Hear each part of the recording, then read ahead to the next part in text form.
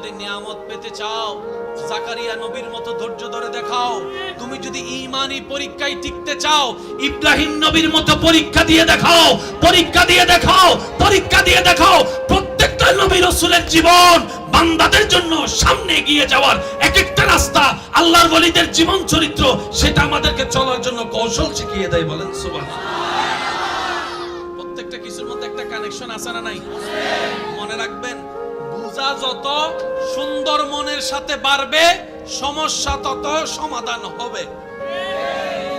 প্রত্যেকটা সমস্যার সমাধান কোথায় জানেন? যেখানেই সমস্যা সেখানেই সমাধান। জোরে বলেন না রে ভাই। রোগের কারণে ডাক্তারের কাছে গেলে এক্সরে দেয় কি দেয় না? এক্সরের কাজটা কি? ওনার অনুমানের সাথে বাস্তবতার চিত্র মিলাতে চায়। উনি রোগের গোড়ায় গিয়ে আঘাত করতে চাচ্ছে। যেখান থেকে রোগ হয়েছে সেখানে যদি আঘাত করতে পারে, মনে রাখবেন সমস্যার সমাধান বেশিরভাগ সময় সমস্যার আশেপাশেই ঘুরতে থাকে। আর একটা অনুরোধ করে আমি আপনাদের থেকে বিদায় নিব ভাই, আল্লাহর ওয়াস্তে স্বামী স্ত্রী ভাই বোন পরিবারে যতই যায় কিছু হোক, একসাথে নিচে থাকলে অনেক কিছুই হয়েছে হচ্ছে হবে, এটা সবারই হয়।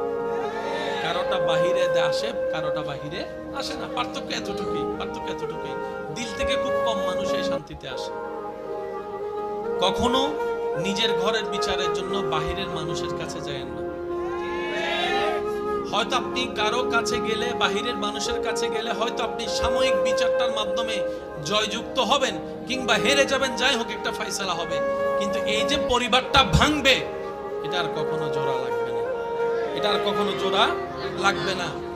ঘরের অভিভাবক যিনি বড় আছেন, মা হতে পারে, বাবা হতে পারে, বড় ভাই হতে পারে, স্বামী হতে পারে, ওনার মাধ্যমে বিচার করান।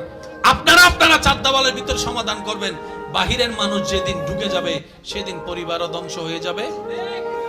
কথা বলেন ঠিক কিনা? সম্পর্ক নষ্ট হয়ে যাবে, ঠিক কিনা? সেজন্য যাই কিছু করেন 5 জনের ভিতরে রাখেন।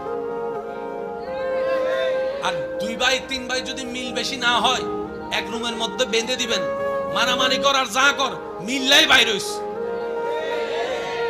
তোরা মারামারি কর, কাটাকাটি কর, তোদের ব্যক্তিগত ব্যাপার, কিন্তু দরজা থেকে যখন বাইর হবি ভাই বোন একসাথে আসবি। এবার বলেন না মিলা কোনো উপায় আছে? একটা জিনিস বড় অবাককর বিষয় কি জানেন?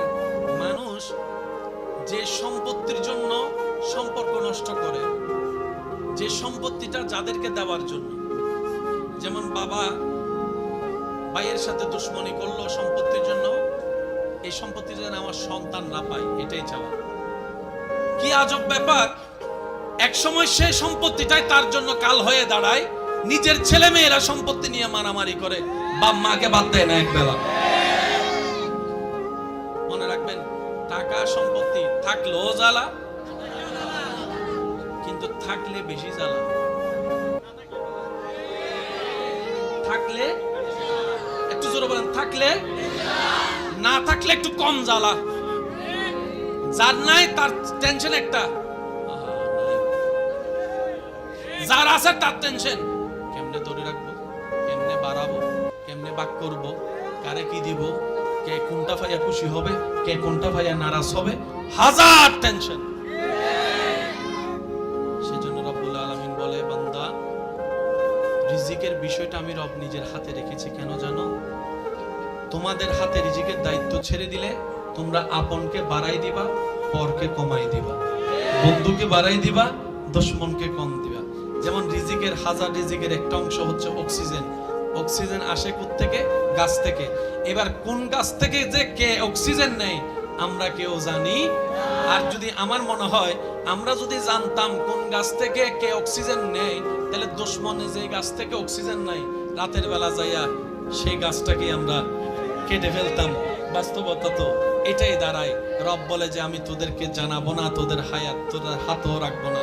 সেজন্য ইমানদার ভাইয়েরা শয়নে স্বপনে বর্ষাটা রাখবো রবের উপরে, নবীর প্রেমটা সাথে নিয়ে।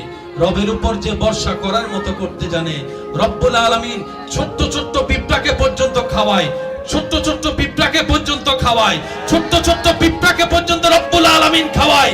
গাছের ঢালের মধ্যে পাখি ঘুমায়, কোনো বিছানা নাই, সারা রাত পার হয়ে যায়।